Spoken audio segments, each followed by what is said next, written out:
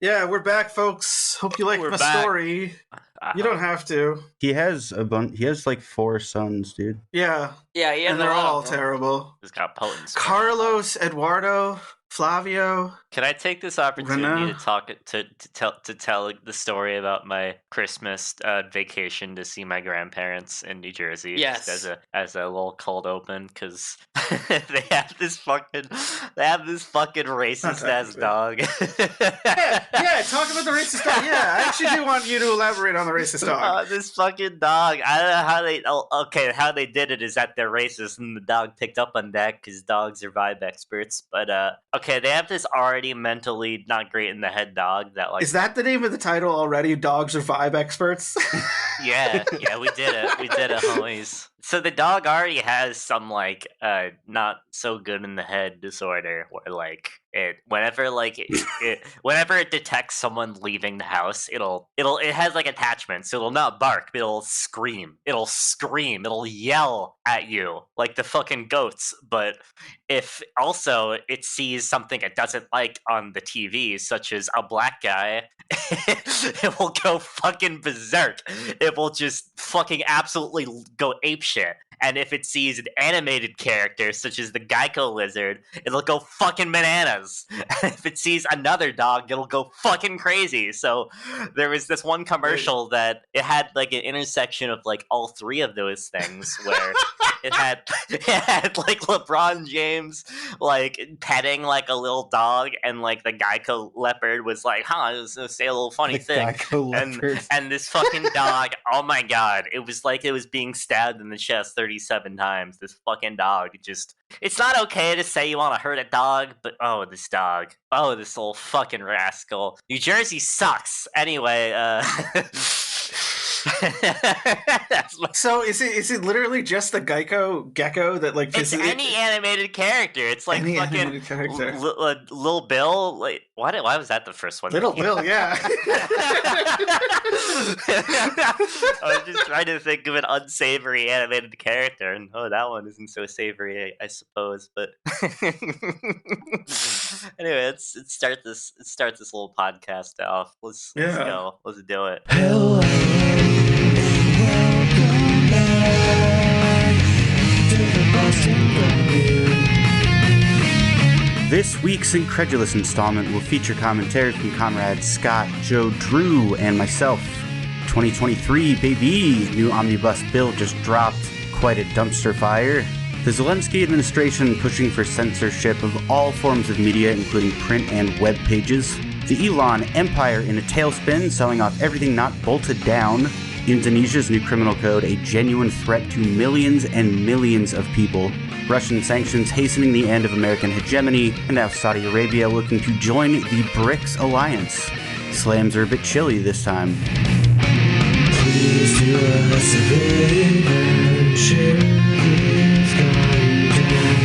Do us a favor, enjoy our epoch. I like how the person who made this has never once, even a single moment in their lives, met a human being, let alone a woman. What the fuck is that? A condom? They're not even 100% effective.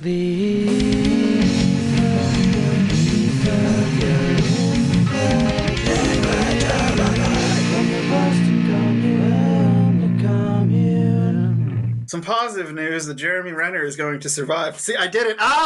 Yes. Part of the show, Jesse's going to cut it out. I don't know who is Jeremy He's Renner. Hawkeye. He's Hawkeye from the Avengers, dude. Dude, I don't need to know that. He got hit by a snowplow or some shit the other day. Who cares? I knew that. I heard about that. Yeah. That's Talk not news, dude. talk about shit. Joe's got news. He always does. I'm like culturally illiterate, dude. That's not culture. That's garbage. That's slop. It's fucking cat food. Pop culture illiteracy. That's not a bad thing. I don't disagree with Drew about it being cat food. Yeah. That's why I said it's not it's prol feed. It's not it's fine. It's prison slop. I had Sodexo food when I went to college, and honestly, if that's what they're giving to prisoners, they're really getting fucked more than they already are by being incarcerated because the food sucks. Yeah, dude. That's part of the prison experience. Like, that's why people play spades for food trays, dude. Play spades for food trays. We digress. We don't digress, dude. We What are play you spades for food trays. That's a good that was a Kanye- good Kanye that was a good rhyme, dude. Seriously. So relevant. It's like an Eminem rhyme. So, Yeah, you want to talk about that omnibus bill? yes. So, Omnibus. But we should take a side and say that prisoners should be treated humanely as human beings.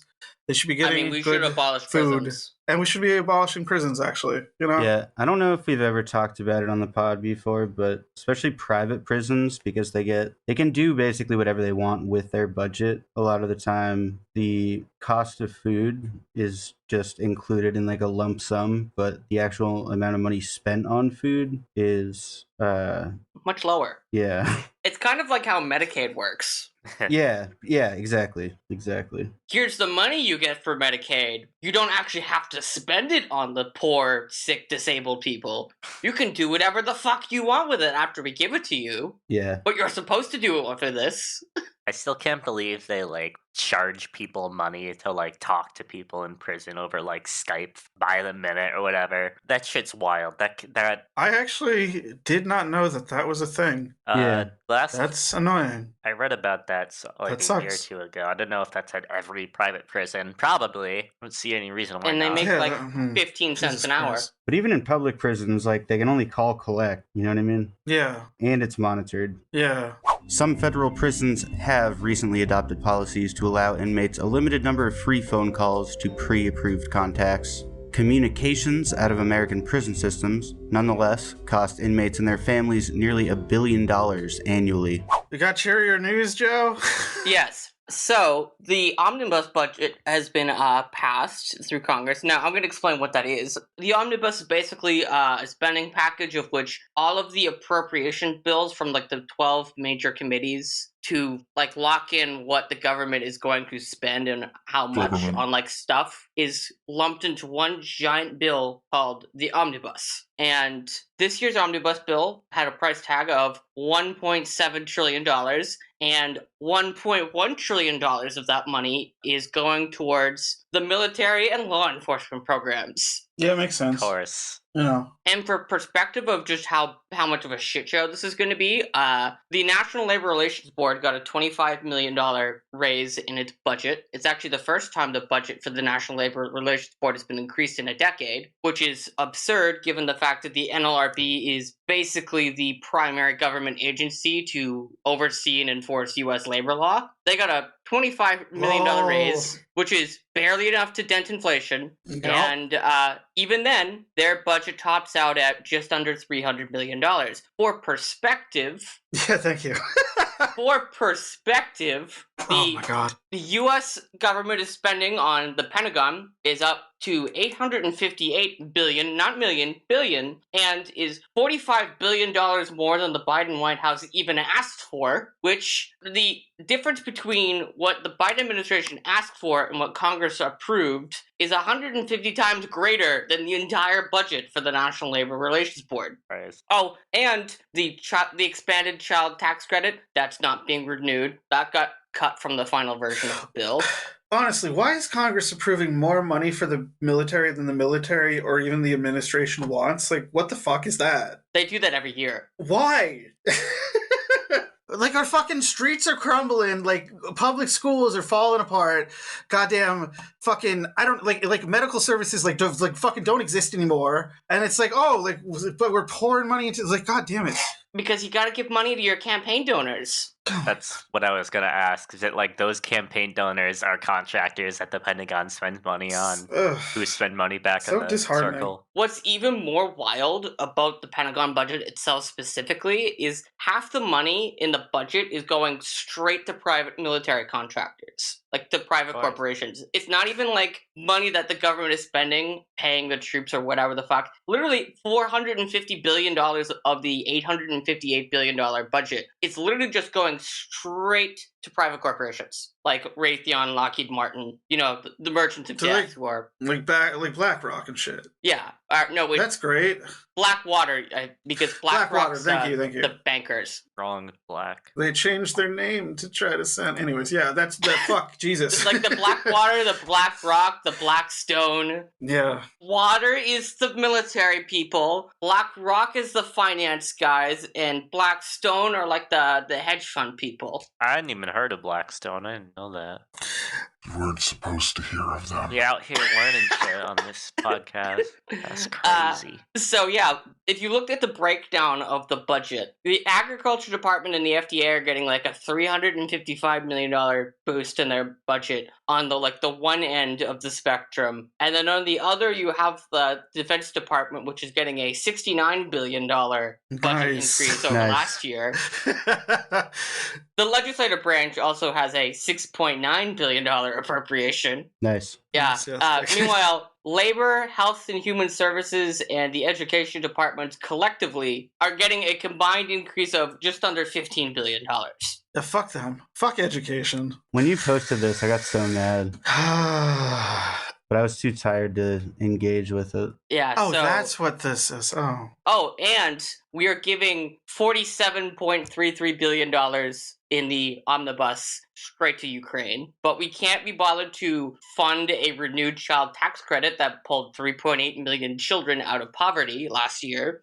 That program got cut and is not being renewed. The work requirements are being boosted on food stamps. And pretty much all of the good things that could have been in government spending for next fiscal year are not in the bill. And all of the really bad things are getting funding boosts. Short version. Speaking of Blackstone. I just looked up their Come on, man. company profile, and the CEO, I presume this pay is like his annual salary, but he makes $160.28 million. 0.28? That's salary? Well, it just That's says not really pay. surprising. They're the company that's been buying up whole neighborhoods at a time at corporate landlords Yeah, I guess the past so, year or but so. I always Oh, thought yeah. that CEO compensation was mostly in stock bundles and bonuses and shit rather than salary. To see that much just go into salary and probably imagining that more goes in other compensation forms. Speaking of, BlackRock Inc.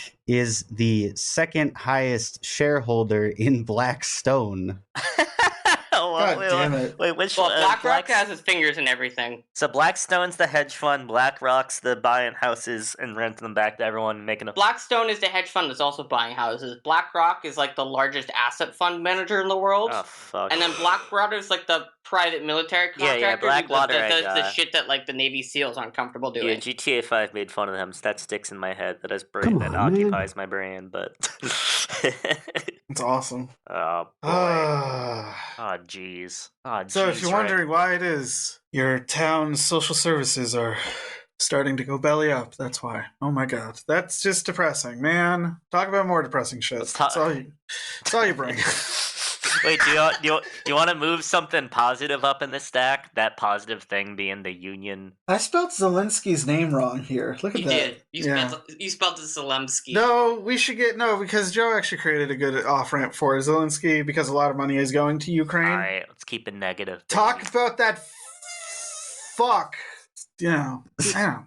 The Maybe fact he's is a nice. in Like, here's the other thing: day. is maybe he's a nice guy. Like, I don't know, it's I fucking- don't know. George Bush could be a nice guy making his paintings. That's true. He still You- started yeah, a fucking war. Yeah, I still think it was funny last year. you got that. It was earlier this year where I'll give you George that. Bush had that Freudian slip about how he meant to be talking about the war in Ukraine, and he accidentally said the Or in Iraq. the war in Iraq was started by lies. And then he was just like, "Whoops! Look at me! I'm old and kind of going down the hill cognitively." Doing pretty good there. So yeah, Zelensky. so Zelensky signed into law a bill that significantly clamps down on the Ukrainian press's ability to actually have any sort of journalistic independence. And this was a bill that Zelensky had ordered to be drawn up 3 years ago, or 4 years ago, 2019.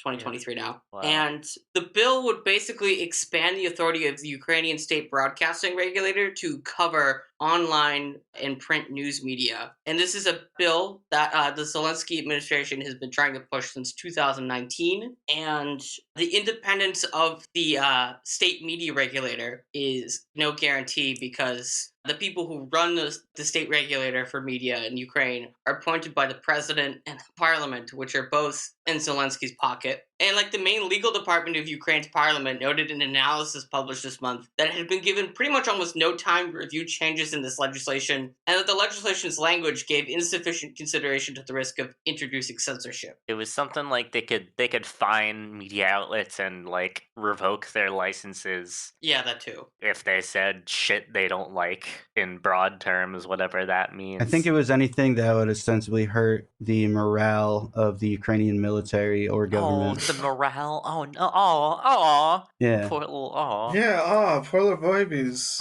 Poor little gun babies. So wait, what? So how does a media license work? Like, what prevents me from starting like Drew's shitty little media outlet.com and I wouldn't saying call it like. that. I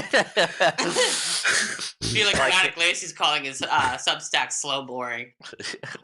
Well, what stops me from making a fucking like myfirstwebsite.com and like putting little news articles on it? Like, does that just mean I don't get to like interview the White House like directly? I can't go to those meetings where Joe Biden's like, we're fucking it all up, we're making you all poor, we're fucking it all. I can't like hold the mic there and be like, Mr. Joe, why are you doing this? Is that like I don't what know. that means? I mean, like Unicorn Riot gets press passes, so I feel like what is that? Unicorn Riot, they're kind of a decentralized media apparatus. They like go around and cover protests in person. Ah, It's so- good. It's good journalism is what it is. goodjournalism.com.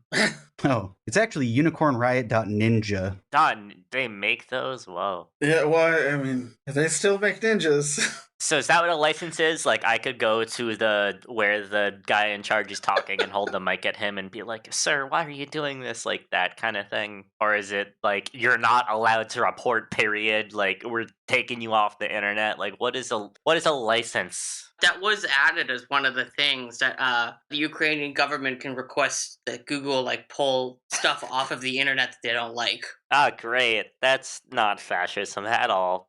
You know, a little bit. Well, so in the United States, if you have a media license, it means that the FCC has permitted you to broadcast your media. Did the FCC like allow me to post like a funny reaction image on Twitter? No, it's like in the same way that if you sell liquor, you need to have a liquor license. If you intend to broadcast media, you need to have a media license. Media is a broad term. Media could mean a funny little picture. Media licenses in the United States are pretty much limited to radio and TV because the FCC's primary purpose is to regulate the electromagnetic spectrum. Boston's local Fox News station, WFXT, for instance, is officially licensed under the name Cox Media Group Northeast LLC in Dedham, Massachusetts. The license grants them around-the-clock transmission of a directional signal at a specific latitude and longitude from a height of 393 feet above sea level with a tilt of 0.75 at a maximum effective power of 1,000 kilowatts between 590 and 596 megahertz. As you can see, this doesn't really have anything to do with the content being transmitted.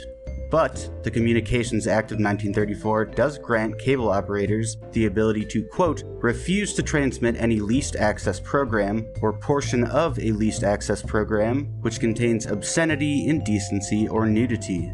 Drew's hypothetical webpage isn't really the domain of the FCC in that it's not a broadcast. It's not a physical manipulation of the airwaves.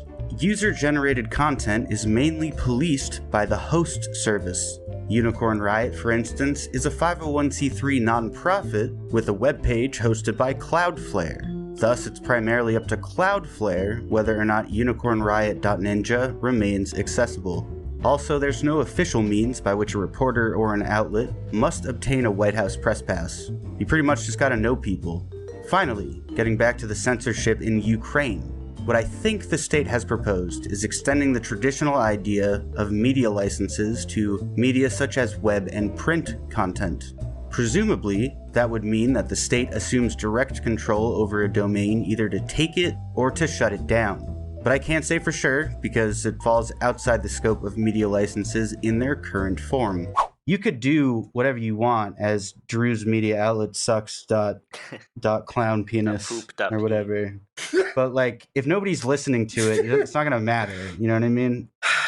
If you started to actually impact a bunch of people's lives, then like the Such FCC as could us. come after you. Such as this very podcast. Yeah, don't impact my life. Sure, so it's like a contextually imposed thing where they could squash you if you get big enough, kind of like capitalism, I suppose. Yeah, like there's a lot of shit that you can do that's illegal that doesn't matter because you're not important enough for it to matter. Like selling drugs. Exactly. Well, I don't know. Cops, it depends. If they're trying to get a quota and you're black, No, it's you don't want to. Good luck. yeah, it's game on, game on. But if you look, you know, if you're a white guy, You're doing fine. yeah, then that's fine.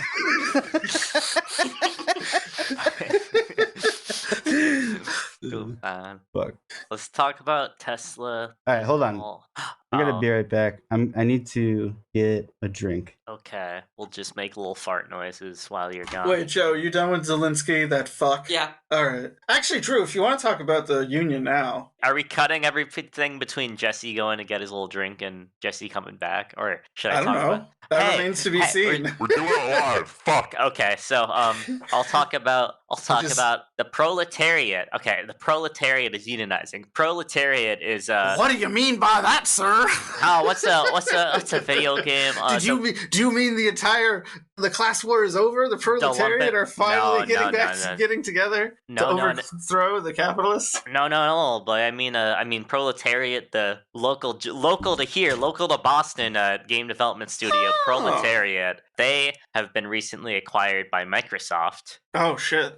Microsoft / I understand. Activision / Blizzard / ZeniMax / etc. Holy shit, that whole bundle of joy. But they originally, Proletariat, funnily named as they're unionizing, worked on Spellbreak and then got acquired by Activision Blizzard to work on World of Warcraft. But shortly after acquisition, I guess like 7 months or something like that, they decided to pop the U word. and start to organize. And what's unique about this one from all the previous cases I talked about, I think last podcast I talked about a ZeniMax union taking place, like 300 people. I think before that it was Blizzard Albany. Before that it was Raven Studios. But all of those previous organizing movements have been focused around QA, quality assurance people who I've talked about before. They're the most exploited, the most underpaid. They're the people that test the game, find the bugs, log the bugs for other engineers and people to fix. But this, at Proletariat, this is a whole studio-wide union movement. This is everyone. This is engineers, this is designers, this is writers, there's QA included, this is fucking everyone, which is crazy. Because as me, as an engineer, I've been wanting to see this kind of thing pick up more in the engineering circles. Engineers, and less so designers, they have it a little bit, well, kind of a lot bit better than QA people. So there's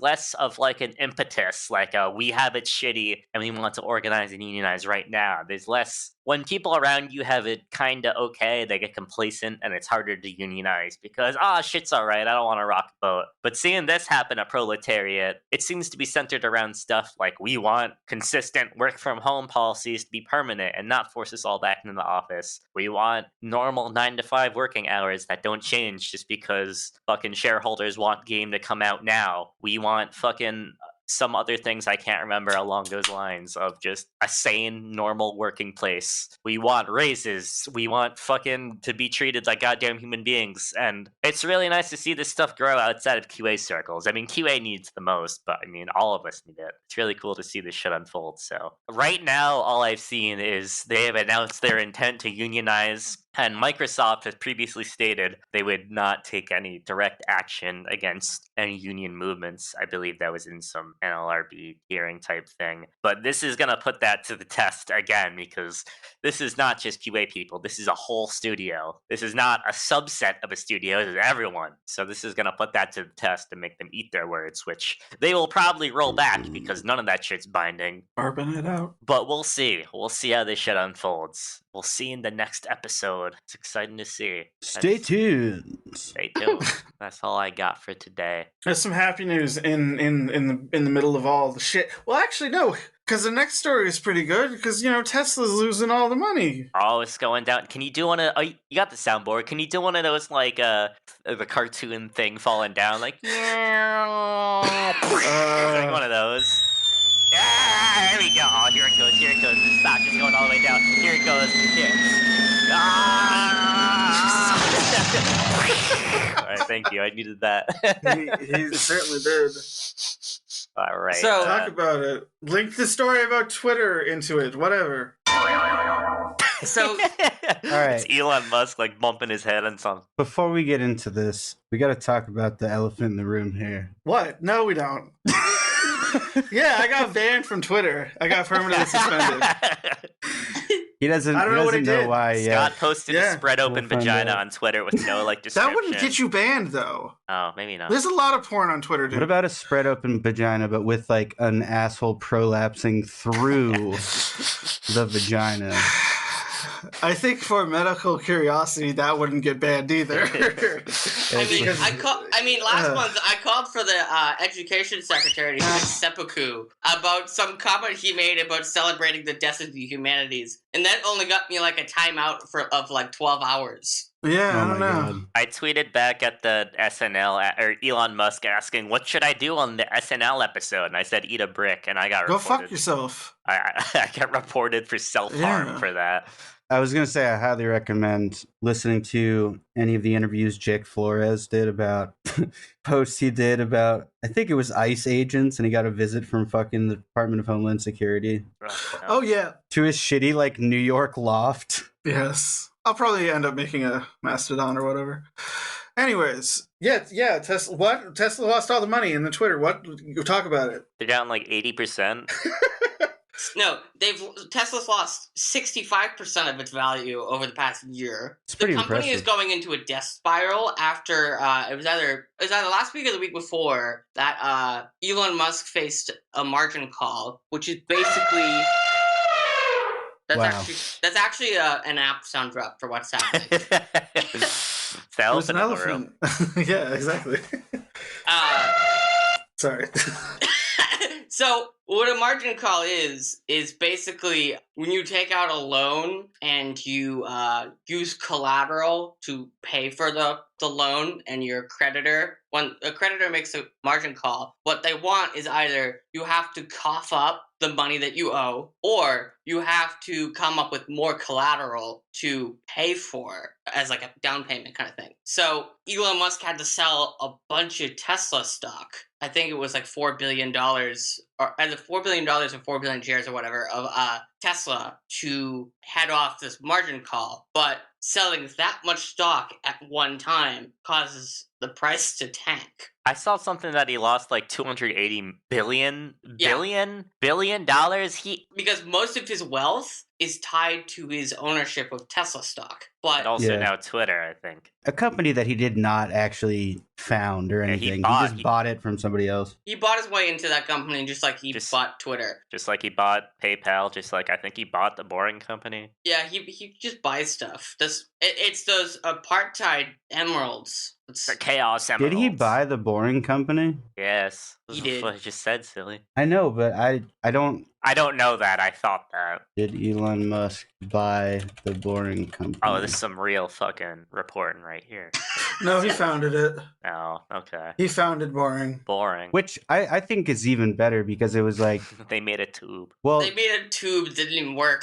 with bisexual lighting. no, that's the best part is that he made a company. He basically made a subsidiary of SpaceX, and his whole fucking grand idea was to make the Hyperloop.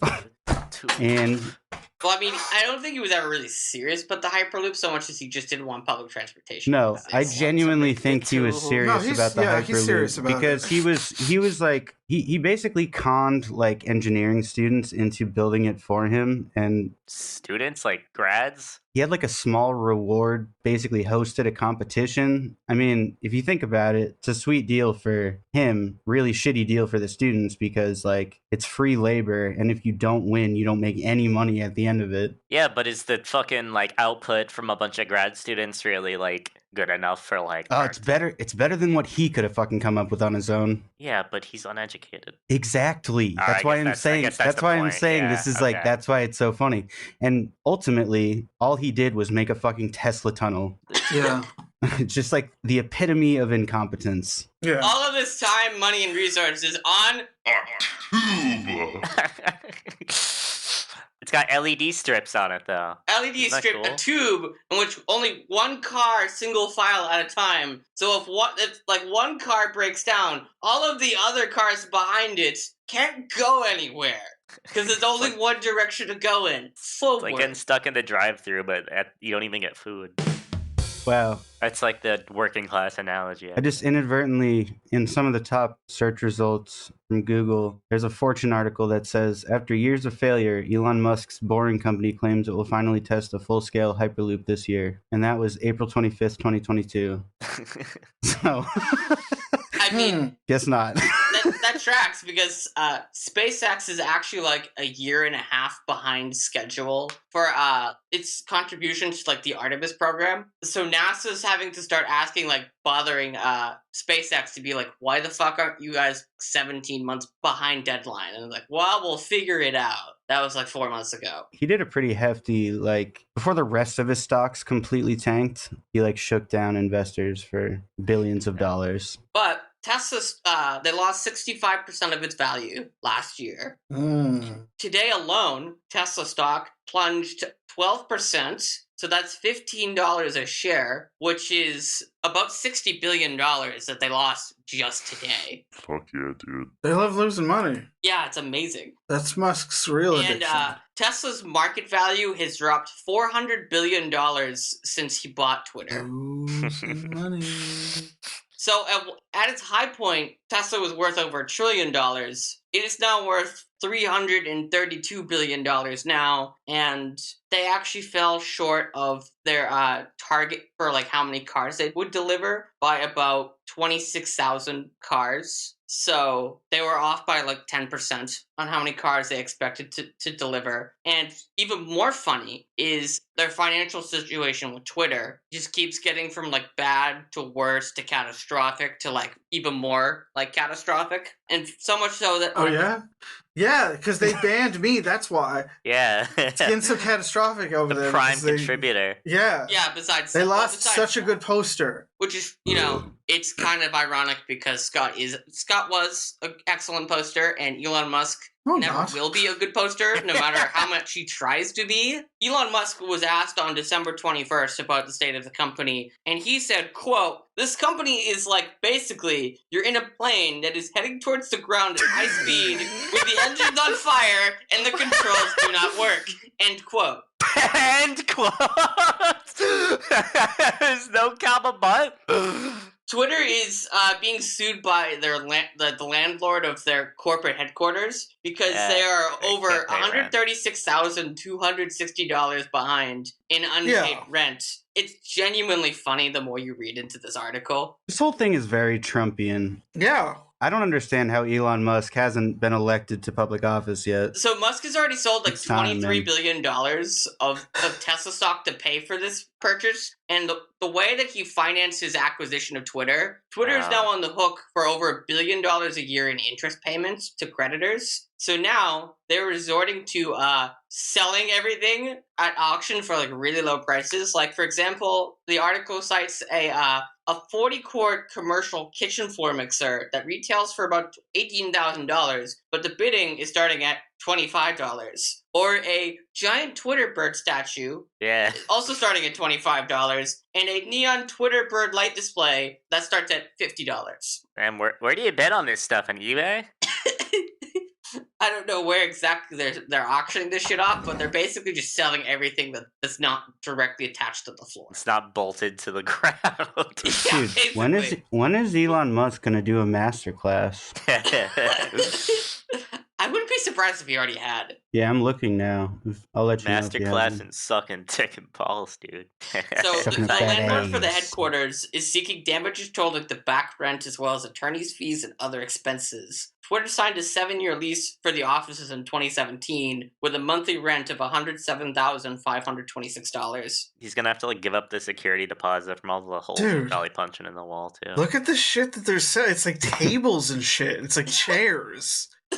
Like, what the fuck? Wait, Twitter is a Cambridge office. I could probably get one of those fucking really nice, what's it called? The really nice, like, tech chairs that people have, the fucking... I mean, this is all from the San Francisco. It's like they're selling literally the cappuccino machine, the fucking latte machines, the coffee machines. They're Bro, literally I want one of those. I mean, they they're have selling a the fucking chairs. full-size combo oven. They have several full-size combo ovens, several refrigerators, kitchen items, mixers, bakery items. Is that how high the regular like sales taxes are for commodities in California? It's pretty high. Yeah, yes, California does have kind of high sales tax. All these fucking dude, tables. You could buy. Oh my god! What if nobody? On almost everything, the opening bid is like $25 US. Yes. Yeah. Multifunction entertainment system. Opening bid $25. You have to pick it up. You probably I mean, like it's in San Francisco, so like even if you bought it. I'm just gonna skip ahead because we were going ape shit over some of these items for like 10 minutes. Anyway, Indonesia. welcome back. Yes, Indonesia. This is a sad story. Oh. Uh, I'll mute myself. not sad like a diseased baby. Did I give the wrong sad vibes? on my own? Starving sad. Yeah, it's like an outrage kind of sad. Oh, is that Okay. angry enough? It follows the same kind of trends we're seeing Kind in of the sounded United like someone States. fingered my prostate. Oh, But no one laughs. No, it's not that I'm not laughing. I'm just. yes, Drew you just never said that. I honestly didn't know it was a joke. You thought someone.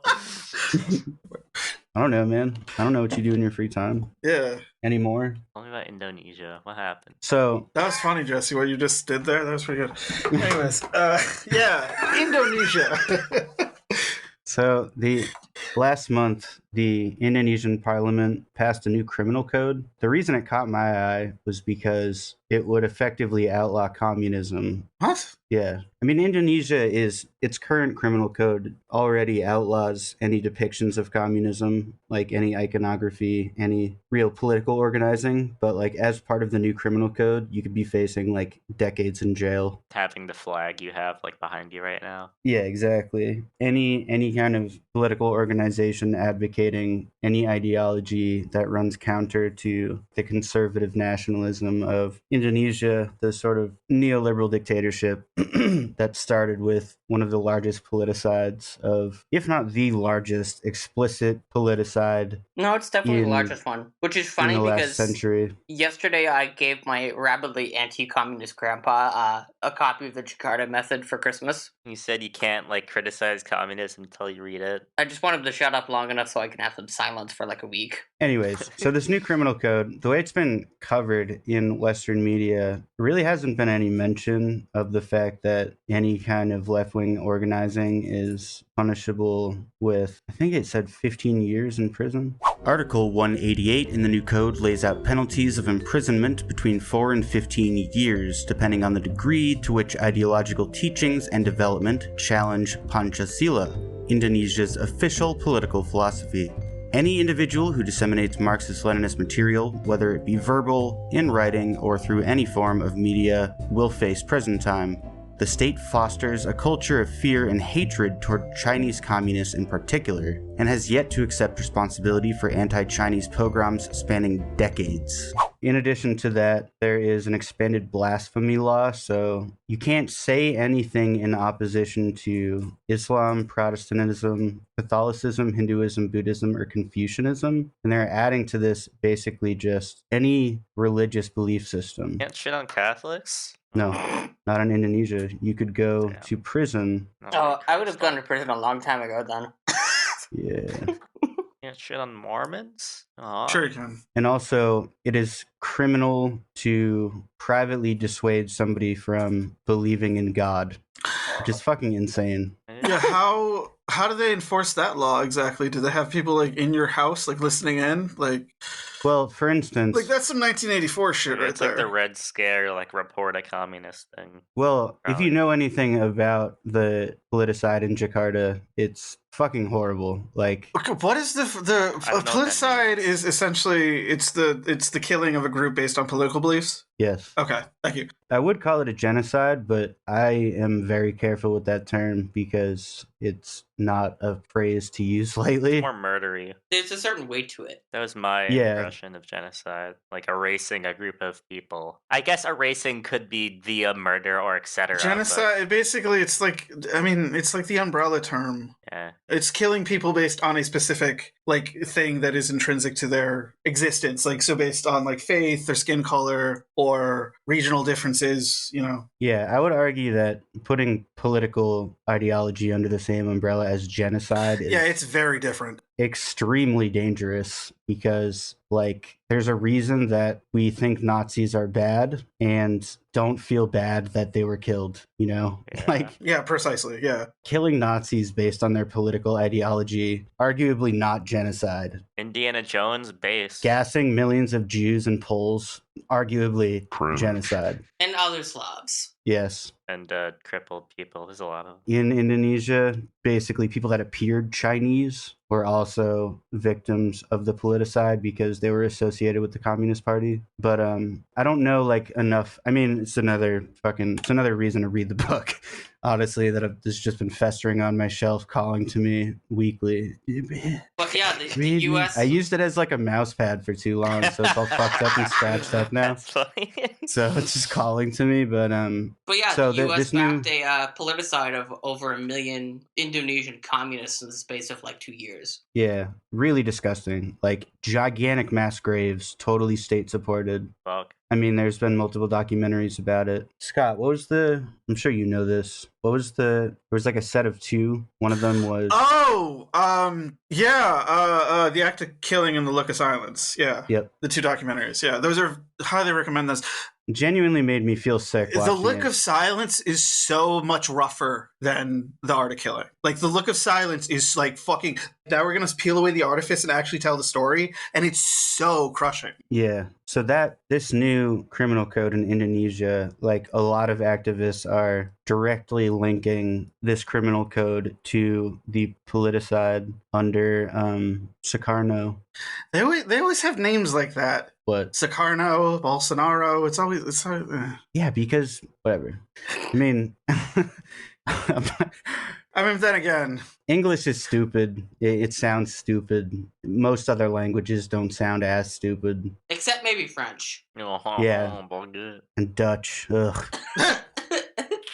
A language that sounds more or less like they're coughing half the time. Which, funny enough, Indonesia was a Dutch colony, so True. I guess it's not that funny. It's more like Sad. as fuck. Well, sad kind of funny. Yeah, whatever. I don't want to get away from the actual point here. So the point is that this new criminal code, the thing that the Western media has been covering almost exclusively is that it outlaws sex before marriage. And what I was going to say when you asked me, like, who's reporting this shit, you know, what is this, like, 1984 shit? Basically, the government can't directly go after people, but if a relative reports unmarried people that are engaging in sexual activity, then it can be prosecuted. And as far as I can tell, from everything I've seen, there's a lot of incentive as an Indonesian citizen to kind of cozy up to the little, like, nationalist organizations that they have that sort of indoctrinate people into supporting the state apparatus. I mean, we have plenty of that shit happening in the United States as well. There's a reason they fucking, at least when I was in public school, they made us do the Pledge of Allegiance every day and salute the fucking flag. Like, again, this is in the exact same vein as the reintroduction of, like, super conservative domestic policy in the United States. But it's already illegal in Indonesia to, well, it's not illegal to be gay, but this new criminal code would make it effectively illegal to be gay because they already don't recognize marriage between same-sex couples. So any act of sex between people of the same gender is de facto a criminal offense. You see what I'm saying? I guess if it's enforced that way, it doesn't really matter what's in code, because it's not put in code that is legal, so they can. Is that what you're saying? Well, they're saying it is illegal to have sex unless you're married, and you cannot get married if you're gay. Right. Yeah. Okay, I got it. Yeah. So the LGBTQ plus community is going to be severely affected by this. It also makes disseminating any information about birth control or condoms or contraception illegal from non-professionals, which means that any activists who speak out on behalf of bodily autonomy for women are going to get probably prosecuted for treason. There have already been reports of people in the Papua regions. I don't know exactly what they're called. I don't know if it's like provinces or whatever, but Indonesia is kind of a weird country. It's like an island chain. Yes. And some of the individual islands function a little bit autonomously, but none of them are more socially liberal than the centralized Indonesian government. Also, treatment for AIDS and HIV is going to be essentially impossible to get. Fascist. Well, Yeah. it'll be impossible to prevent, and The prior stuff more. what? The like, you can't be gay and have sex. You can't say that that's bad either, type of thing is what I was. Sorry, I miscalled the fascism. Oh no, they openly call it bad. There's just, you can't. It's so wild when they're like, yeah, no, we know. That's what it is. We know, but you can't criticize us about it. It's actually like pretty much the Catholic Church, or at least it was under Pope Benedict, the Catholic Church's position about HIV. Oh, yeah, isn't he fucking dying? Mercifully, he finally died. He was actually a literal Nazi who fought for the German army in World War II. Dude, holy shit. More people should know that. Oh my god. Actually, it was on the day after he became Pope. It was on the front page of the New York Times, and the New York Times was actually making apologia for him, and they basically hand waved away the fact that he was in the Hitler Youth before Dude, holy fighting fuck. in the German army. That's a fucking factoid right there. That's a fucking honking bullet point right there. A big fat one. A meaty nugget. Just to A tie up chicken the nugget. just to tie up the Indonesia thing, there is one page. I'm subscribed to the International magazine, it's an international magazine in that it is a collection of correspondence of communists from truly around the world, like Africa, Asia, Europe. So there's one page, the second to last page of the December 2022 issue. It's not really this needed some proofreading, I'll say, before they published it, that I didn't get, but I'm going to try and phrase it so that it makes sense.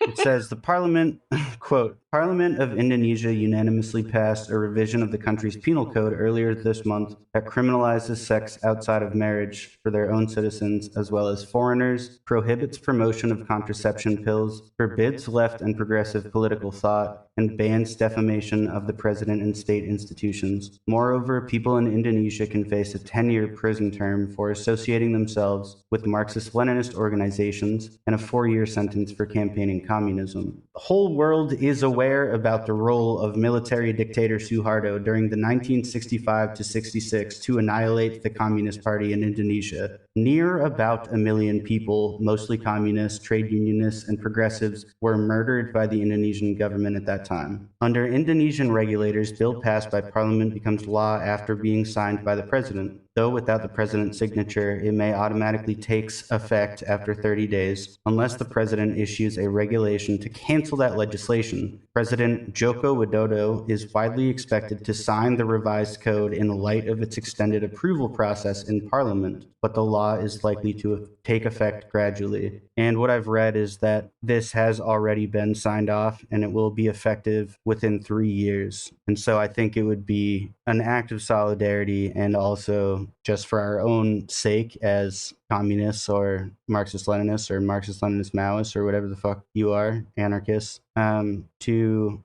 make this known in whatever circles you're in, because Indonesia is the 4th most populous country in the world. They have Wait, really? Yeah, they have Holy slightly shit. fewer people than we do in the United States. So this legislation is going to affect a fuck ton of people, and it's not okay. And there's already been some backlash from the UN, but the Indonesian government is... Holy shit, there's 275 million people live there. Yeah. Oh my god. I never would have thought that. It's like a fucking city-state with, like, this population of the U.S. No, the wild thing is that it's like 3 fucking islands with the population of the U.S. That's the wild thing. The U.S. is mostly empty land. No, that's what I'm saying. It's like a fucking city-state with, like, 3 islands. U.S. Yeah. Oh, okay. That's fucking insane. Oh my god. So I think GSA should do something about that. Yeah, we're not gonna because we're fucking... Anyways. so far, all that I know has happened is that American politicians that had planned on visiting Indonesia canceled their trips. But for all I know, that could be because they were planning on some Indonesian children or something, and now they can't do that because they're not married. So my most generous reading. But like any effort at any unionization is just like over now in that country. Yeah, it's illegal. That's just like fucking insane. Like that's, or it will be, because within like the 3 ripple years. effects of this is just like it's gonna be so profound and so fucking terrible. It's gonna be hell. It's very dangerous. Hell world. Yeah, unfortunately. But, you God know, damn it. on the bright side, Pope Benedict, a literal Nazi, is finally dead.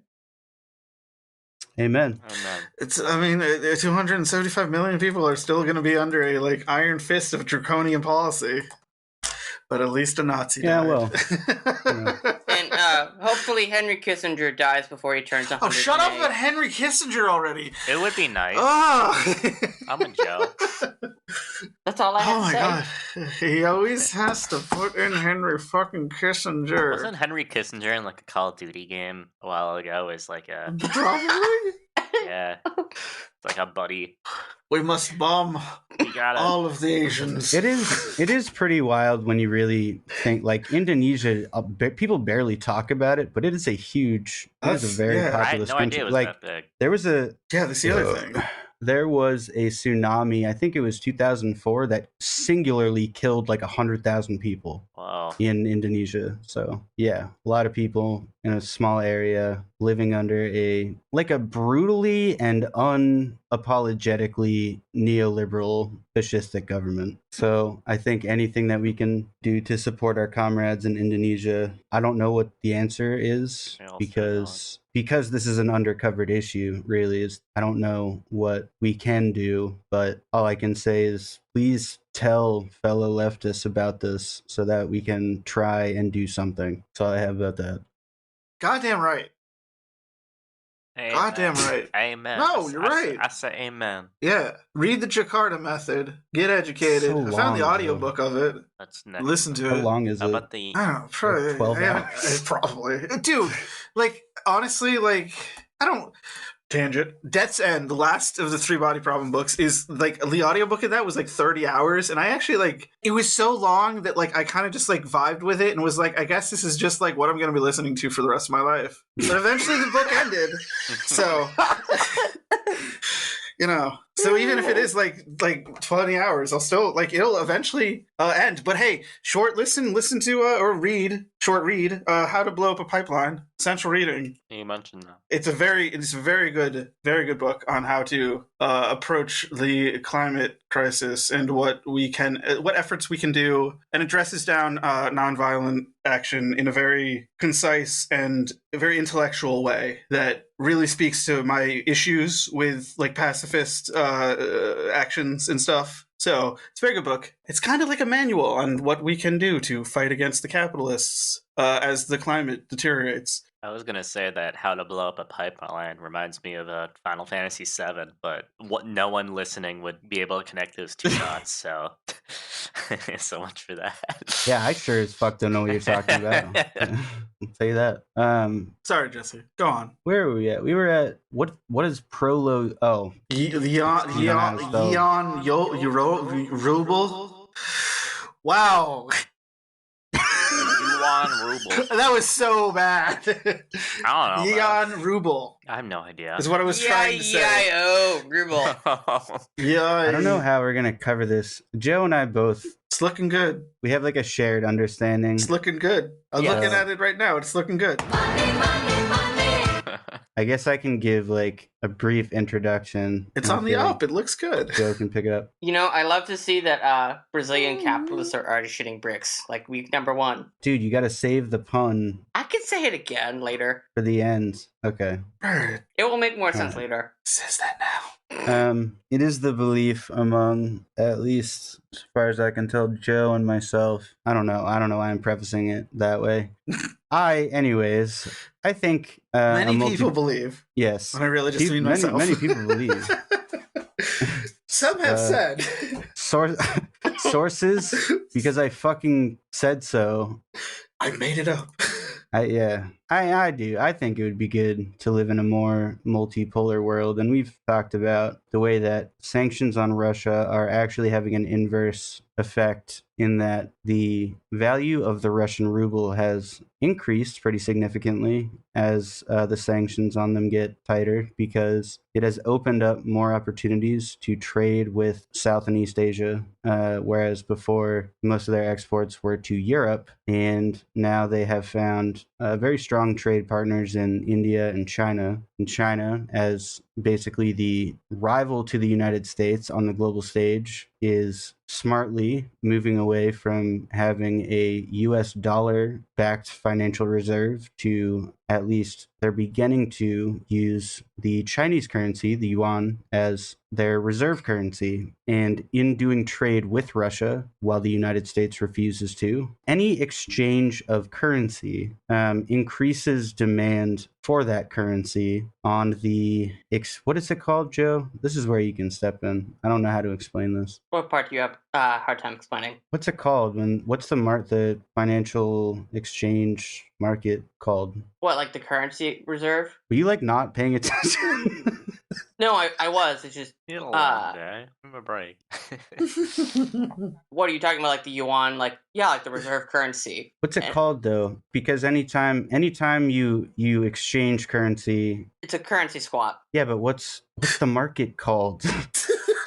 No, that's what it's called. It's called a currency swap. It's You- called like the you- currency swap. That's the market is called the currency All right, swap. Well, I'm you just gonna look this you up. exchange you exchange whatever currency that you are you have into dollars, and then trade that for another currency. So, like, basically, all exchanges are done. It's in US called the dollars. foreign exchange market. Yeah. Okay. Woo! It's called the foreign exchange market. Figured it out. So anytime a currency exchange takes place, Fam.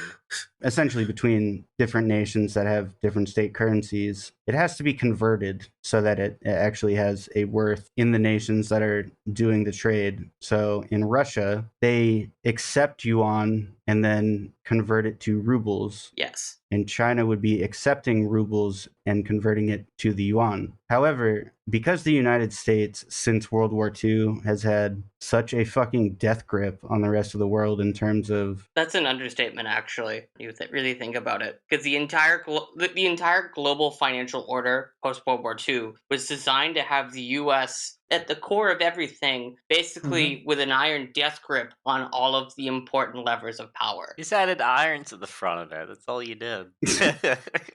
I mean, you added context, but then you used the same expression. But the new Honestly, Well, because you have the International Monetary Fund, which does loans to poor countries, which are used to basically keep them in like a dependent. yeah. the state of like constant indentured servitude, because they're always stuck in debt and they can never really get themselves out. And then you also have like the World Bank, which sets like the commodities rates and like what's an acceptable like trade deal or whatever the fuck. And then you have all of these other ancillary financial instruments that are used basically to wield like soft power instead of having to like send troops to like Algeria or whatever the fuck. Now you can just crush them with a loan. Right. Crush them, you will. So when we talk about the dollar hegemony, part of that hegemony is guaranteed through an ever-present demand for the US dollar, meaning that the more countries that depend on the US dollar for trade, the greater demand there will be for the US dollar on the currency market. Sense. What did you just tag me in? Oh, BRICS. You guys memeing on the Discord? What did Joe? Motherfucking bricks?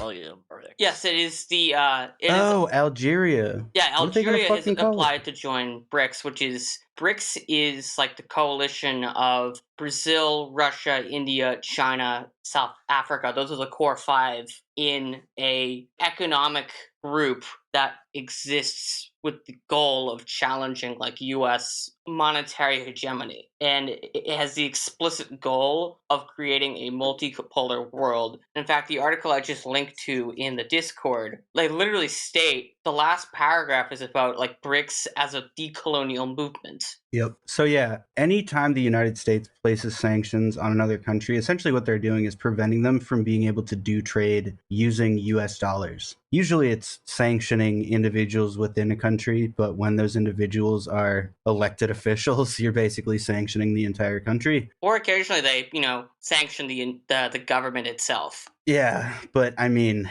it's got to be more complex than that on paper so that you can justify doing it. Oh, That was really well timed. excellent. But That's anyway, a solid 7.5. But anyways.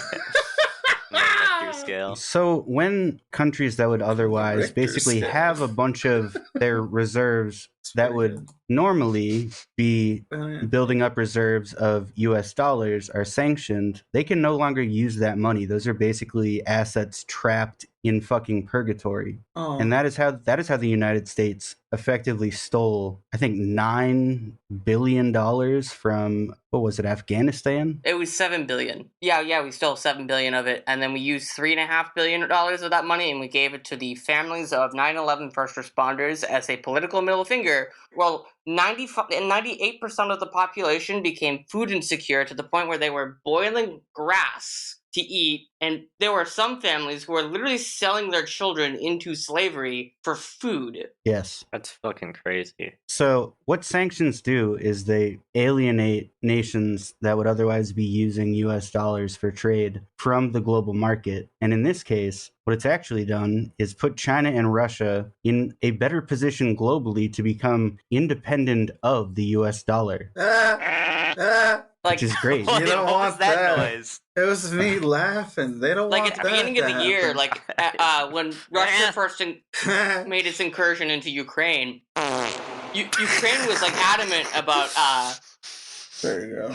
kicking Russia out of the SWIFT payment system, which is basically like how you interact with the US-led financial system on like a government level in terms of like the foreign Currency exchange. And so basically it's ironic because Ukraine was the one that wanted this to happen. It was like, oh, we need to kick them out of the payment system. But basically, what you've done by kicking them out of like the global payment system is you've created like incentive and opportunity for them to completely justifiably be like, hey, why don't we start up like a new system with China and we can do don't this get fucked system over. now, which we are now inviting countries in the developing world to join. Like Algeria applied to become part of BRICS this month. Saudi Arabia is seriously considering it as well. Oh fuck. And That would be wild, Yeah. dude. That would be like very Saudi Arabia is actually consequential. seriously considering it because China is already their largest trading partner. What do you want to bet once that happens,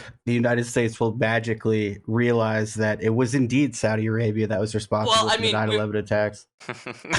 The State Department has already moved in that direction. Interesting. A couple months ago, the U.S. State Department said that it was putting its relationship with Saudi Arabia in a formal review because This was after when I talked about this on the pod like a month or two ago about how the Federal Reserve's campaign of raising interest rates to crush the working class of this country was eating away at the oil revenue of OPEC countries like Saudi Arabia. And so Saudi Arabia reduced output to try to push prices up so they could break even again. And as a result of that, the US said that they were putting our relationship with them in formal review. And now, this is a article from infobrics.org, which is the official website of the BRICS group, dated Friday, December 23rd. Saudi Arabia's overtures to China BRICS not against a third country. Saudi Arabia and the wider Arab world value their relationship with China as the region's biggest economic partner, with Riyadh even contemplating joining the BRICS group of emerging economies as the Gulf Kingdom recalibrates its global vision amid shifting geopolitics and world order, according to Saudi political analyst and media commentator Salman al-Ansari. Salmon Salmon. Al-Ansari. Sam's Basically, ham. Saudi Arabia is considering joining, The switch. basically switching, which is actually a huge deal because the whole point of the Saudi-American relationship was to have like Petrodollar. a weak link in the OPEC group, because back in the 70s, OPEC tried to join together and to try to basically strangle the imperial core into like giving them a better seat at the table in terms of global affairs. And the weak link in that solidarity amongst the OPEC countries was Saudi Arabia. And now the fact that Saudi Arabia is willing to turn the tables on the US is actually like a bigger deal than it sounds. Yeah. I'm gonna move to Neom. To where? To Neom when they have it all set up. Oh, the line? Yeah, I'm gonna move to the line. I thought you said neon, like neon Neon. cat. Oh yeah. I was just saying like Nam, like Vietnam in a weird way. That would be a good idea, regardless. Wanna watch some crazy shit? Watch the videos about Neom and the line. Yeah, good fucking luck on that, Saudi Arabia. It's the dumbest idea I've literally ever seen. It's such a bad idea. Actually, they said that that's being delayed indefinitely. Oh, well. Apparently, they're just going to settle for doing it on the metaverse. It is the least possible efficient configuration for a city that anybody could Is come that up the with. straight line one? Yeah. That they're just gonna going to build a giant, just straight Terrible line idea. in the desert, desert. north of Saudi Arabia. That's the best way to make a thriving city. Make 2 points within the city as far away as they can possibly be fucking located. I want Joe to move to Neom and complain about it's not even gonna have like a color coded line. It's just gonna be like The line. they're gonna have like these like acutely angled chairs, and he's gonna be like all hunched over. Yeah, that would suck for you, Joe. Yeah, that sucks, Yeah. Joe. You have to move there now, dude. That fucking blows. I will kill You have all of no- you Law. before being forced to Law. move. You have to move there now. Yeah. They're gonna develop a new type of back pain just for you, Joe. I love you all, but like if you tried to force me to move to a place like that, I would have no hesitation about killing all of you. It's gonna be like really hot there and shit. Fair. It sucks. Sweat. Ugh. It sucks, Joe. Anyway, God, we have like fucking. Anyways, We have like 2 more points to cover. We're, like, Ousting 2 of hours in. Castillo. Oh, we're like God, an hour and dude. a half. It's fine. It's fine. It's fine.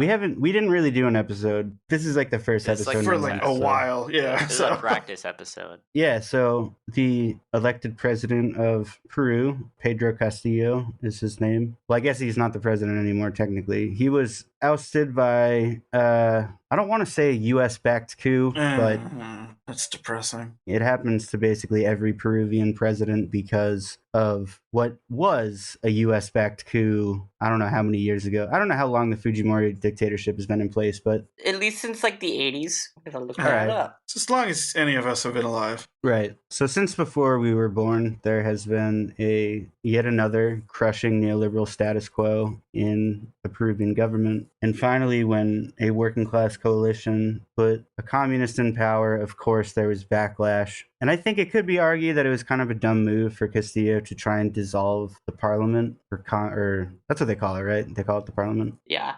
Nope. They call it Congress.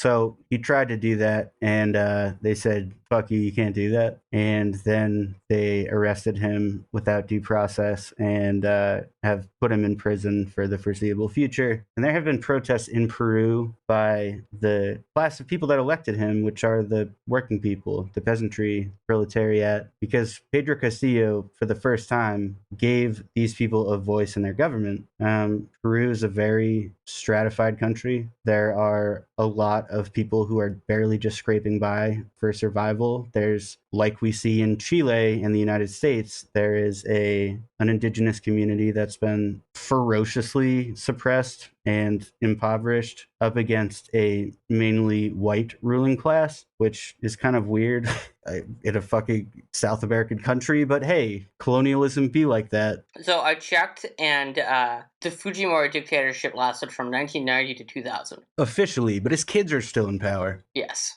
So, I mean... I mean, his daughter literally was the person who ran against Castillo. I mean, you can say that they've liberalized, but the actual laws on the books haven't really changed. Exactly. It's like the same fucking thing as Chile. Like, even though Pinochet's gone. Yeah, I was about to say the Pinochet Constitution that's been around since like the mid-70s. It's almost the exact same thing we're talking about here. And in solidarity with Pedro Castillo, the emerging leftists of Central and South America, and I guess technically North America, whatever, Latin America. It's like a weird, I don't like Central to say America? Latin America. Well, Mexico is in North America. Then you have Honduras in Central America. You have... No, but just look at all of it as America, and then Sure. it becomes Central America. That's the way I look at it, because it's not like, get rid of the South and North America distinction and just look at the entire thing as America, and so it becomes Central America. That's at least what I... Anyways. That's like a nice thought. That's so condescending. Holy shit. Well, it's like nobody would know what the fuck. Like, I can't say. Him. I don't feel obliterated. It just came off as really condescending. If you're talking about like Bolivia, you can't say Central America, you know? They might have... All right. Yeah, but so like AMLO, Lula, Xiomara Castro. Who was Evo Morales' successor? I don't remember his name off the top of my head. Luis Arce. Juan Guaido. Whoever that guy is. Oh yeah, that's another thing that I think is hilarious. The United States finally gave up on fucking Juan Guaido. Oh. Well, maybe No, they what's didn't actually yet, but funnier is that the opposition like voted themselves out of existence. Yes, Venezuela's opposition gave a That's amazing. definitive vote of no confidence for Juan Guaido as their dear leader. And it was like 72 to 18 or some shit like that. It wasn't even close. It was really bad. It wasn't even close. And it was like not only a vote of no confidence, but like a vote to dissolve their like sham like parallel like Congress. The United States could very well still be invested in this, but they're literally the only ones, like including Venezuela. So we'll see how that goes. But let me remind the listeners that Juan Guaido, Fuck him. he was one of the star audience members at the fucking presentation of the Medal of Freedom to Rush Limbaugh. So, What? That's an interesting fact. yeah, that happened. Looks at camera. Well, that. So happened. anyway, a lot of these newly elected politicians in Central and South America are vociferously standing in solidarity with the people of Peru who believe that their rightfully elected leader should still be in power. And not be in prison. Yeah, and they are asking that he be freed from prison immediately. So that's all we can say about that. All we can say. And we got one more piece of fantastic and news. mercifully, thank God. One more piece of fantastic Bolsonaro is in news. Orlando. Yes, My hometown. Bolsonaro has... Oh. Yeah. I like recognize the neighborhoods I see him wandering around in like aimlessly. Looks like a veto. Now that he has been shamed in defeat, like a bitch to refuse to like actually concede, he just fled the country and fucked around in Orlando. Like, You know what's really funny though? He's staying in this like boxer's house, and the guest room is like minion themed from like Despicable Me. Oh my god. Oh my god. So the room that he's staying in, Do you it's have pictures of that? Yes, there are. It is amazing. boomer vibes, dude. It's a perfect match for Bolsonaro. Dude, he's having like a reverse Walter White arc where like he starts out as like the fucking president of like a fucking empire of Brazil, and he ends up like fucking bumming in the around minion room. Orlando. Sadly eating KFC in Orlando. It's crazy. Look at that fucking bed. Post this. I want to see the The bed is insane. Oh my god. Jealous. Here. There you go. Oof. Oh no. Yeah. Oh, banana. Yeah, that is. That Oh yeah, man has that's fallen. what I was talking about. That man has fallen. Dude, the wallpaper is all minions. Oh, you can't look anywhere. That is some divorce guy energy. Eating KFC and sleeping in a minion's bed. With In the like middle the of giant like Orlando. plush minion next to you. And who is he staying with? Some fucking like UFC guy? Yeah. Dude, he looks like such a fucking dork with that boxing glove on. He does. Oh my god. And he's wearing like a fucking tie. Yeah, it's the most boomer energy shit I've ever seen in my life, dude. That's crazy. That is where he belongs. He can stay in He Orlando. I should don't die give a in shit. that bed. It's like, what is he doing on the day that Lula is being inaugurated as president? He's like sadly eating like a 3-piece like thing of KFC, like a KFC in Orlando. That's what he's doing. He's not even with anyone. Like Yeah, I he's know. not like surrounded by friends or anything. He goes he's just back to there the by bed. himself. Goes back to the minion themed room. He sits down on the bed. He like cuddles with like the plush minion. Oh my god. Yeah, it somehow trips some sort of like automatic like sound thing, and it's just the minions. They're weird fucking talking. Every picture I see of him, I picture like the sad SpongeBob, like Hawaiian themed music. It's such I was thinking now that he's in America, instead of doing like a 50-state tour, he could do like a tour of like all of the ICUs in like every state. Yeah. And he's like, Yeah. he's already got like Sorry. COVID like 37 times. Now he can just like, Yeah. Well, I mean, the difference is he'll die in America. So. yeah, that's also true. That's Yeah. why Chris of like Each the Rich Pod is like, I give him 8 months. This is not a place for a dying man.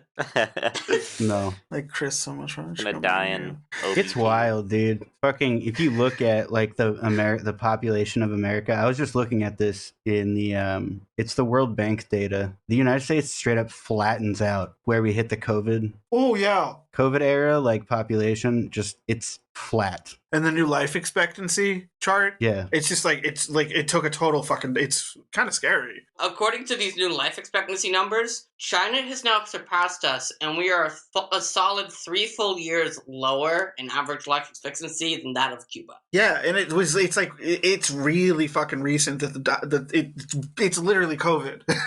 You know, basically. No, it's COVID was like the beginning of it, and then it's like all this Yeah. other shit that's also been going on for like 10, 15 years. It's just piling on. Yeah, all the other people who died because of everybody who was dying of COVID. Yeah. We're like obese and suicidal and like Yeah. can't afford any treatment. So it's like that is like our baseline for health. And then if you get COVID on top of that, you're fucked, dude. Like, if you get cancer and you're not rich, you are fucked because there's a 4 out of 10 chance that even if you survive the cancer itself, you're going to burn through your life savings within 2 years just to pay for the cost of it, which is basically the same end result.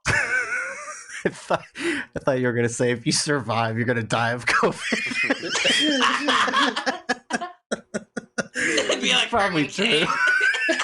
God damn it. Cheery note to go out on.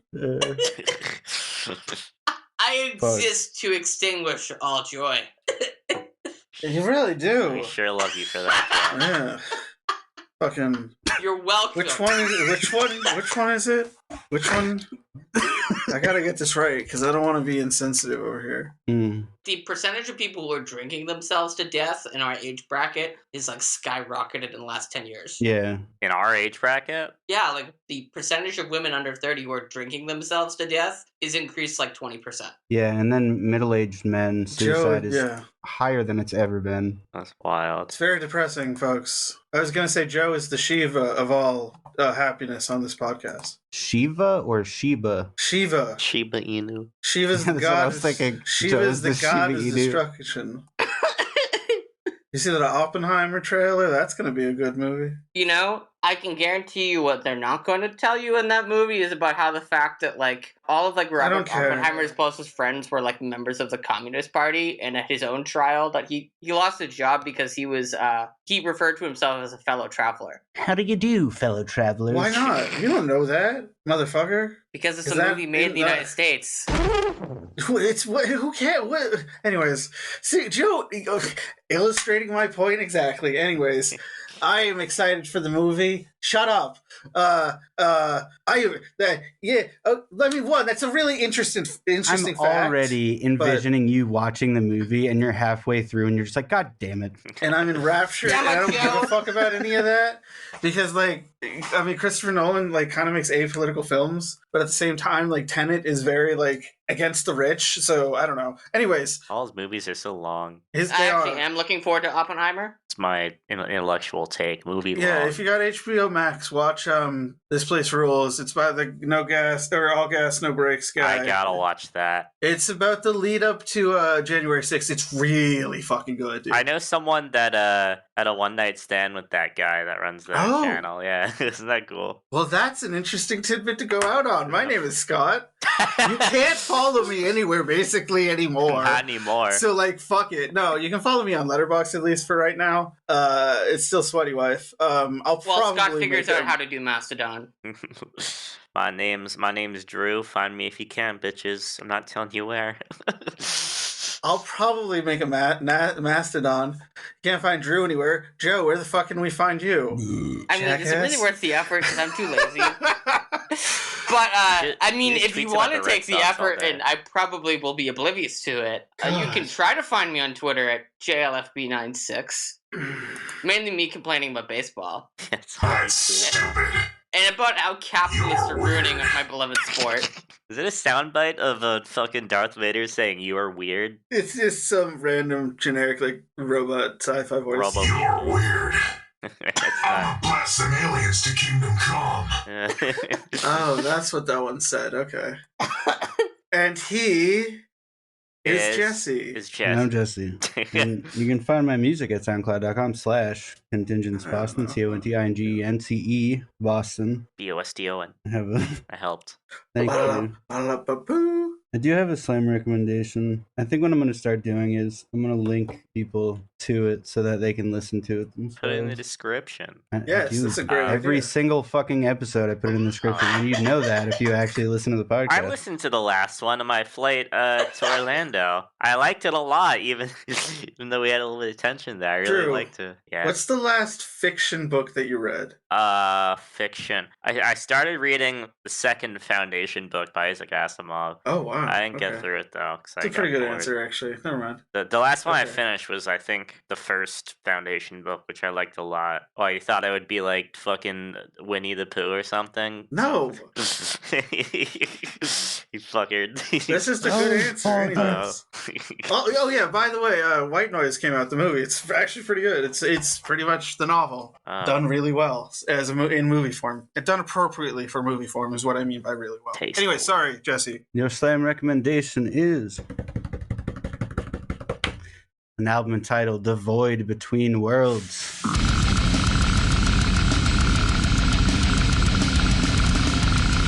Void The between band worlds. is Gravitational Distortion. No. Whoa.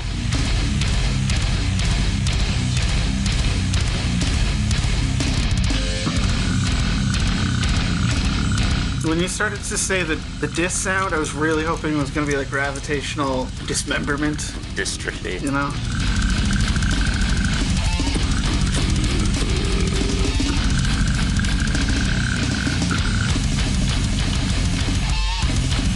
I don't know, dude. There's a lot of like alien themed real death metal. Aliens Well, can okay, fucking I'll read- like dismember you though, gravitational, I guess.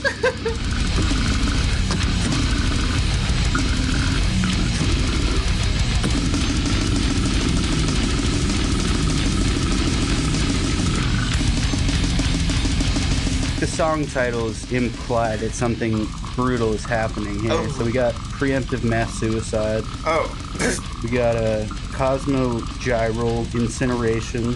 We got imploding planetary masses, induced photo evaporation. We got electromagnetic bombardment. So this is some fucking civilization ending brutal death metal here. Cool.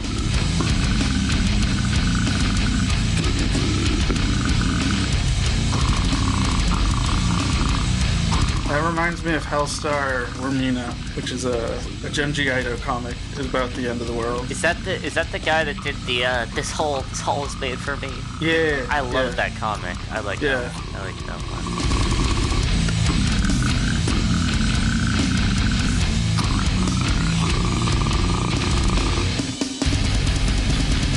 Hellstar Romina is like the fucking like darkest thing he's ever done. It's really fucking intense. So there's this tweet I really like. It was like Seinfeld, and George is like, "They took my hole, Jerry. They took my hole.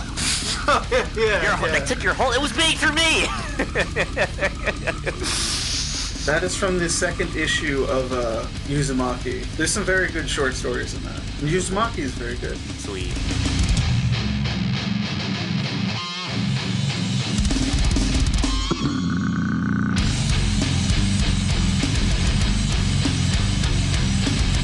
Wait, what the fuck? They're from Toronto? Oh, fuck them then. I thought they were from, like... These Canucks. Somewhere exotic.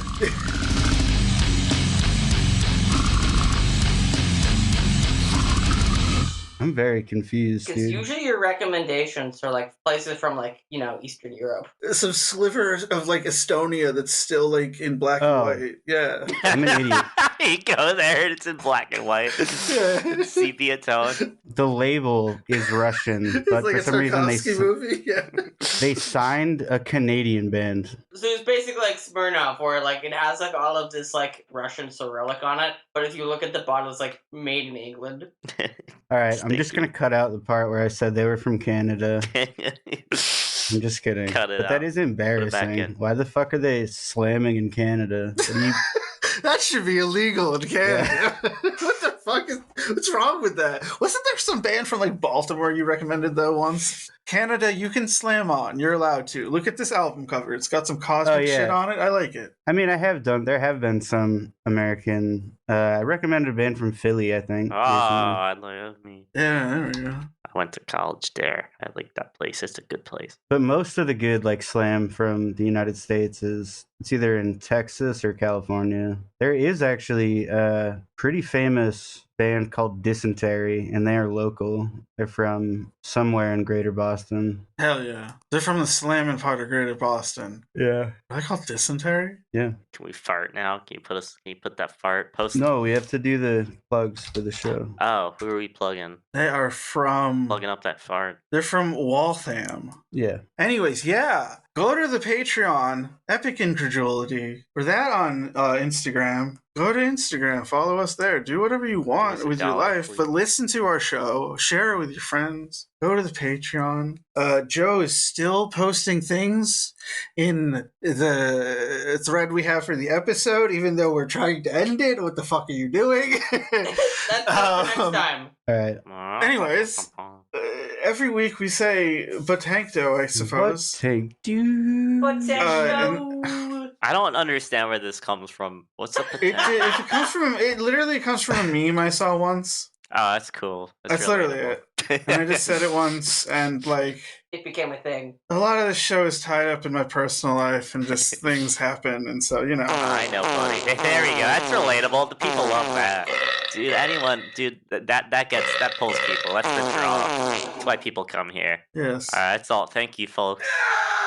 Why do you say the L in folks? You like have like a hard L. Okay, in there. folks. I like it. It sounds Hard L? What are you talking about? I say folks. Oh! You're talking about Drew. Oh yeah. Howdy, folks. That's all, folks. I like the way it sounds. It sounds simple. You got like a I'm a southern boy. We do things a little differently down there than this big city nonsense.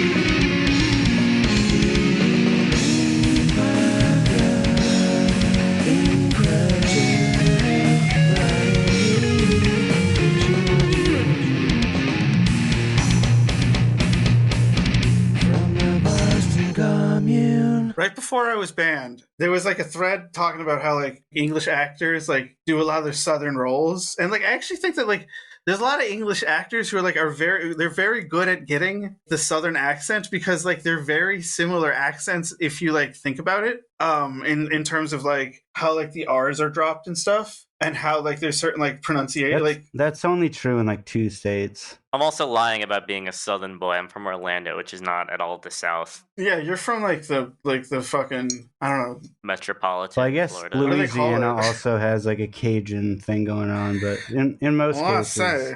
the Southern accent is a rhotic accent. So you'd have to be like a Georgia farm boy. Kind of fucking- I'm It's a so Southern good. It's so Like- good. Oh, I love it. But even then, like they add R's to things that aren't there. Like they'll say like wash instead of wash. So if you're British and you're trying to do that accent, Stop it. Fuck you. Cut it out. that's the trick. Yeah. All right, That's can we a end trick. this?